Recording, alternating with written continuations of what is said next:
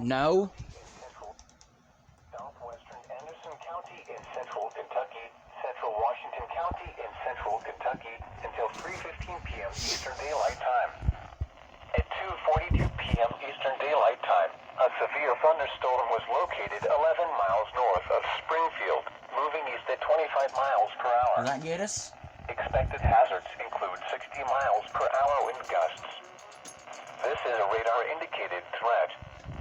The following impacts are expected. Expect damage to roofs, siding, and trees.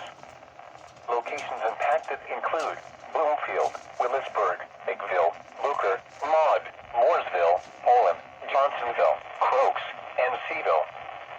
For your protection, move to an interior room on the lowest floor of a building.